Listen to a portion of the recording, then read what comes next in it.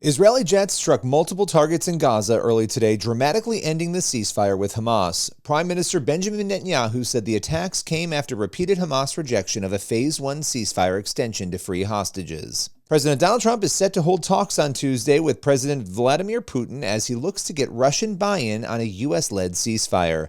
The White House is optimistic that peace is within reach, even as Ukrainian President Volodymyr Zelenskyy remains skeptical of Putin's motives. And President Donald Trump says files related to the 1963 assassination of President John F. Kennedy will be released today without any redactions, making good on a promise he made during his campaign. Trump told reporters Monday that his administration will be releasing 80,000 files.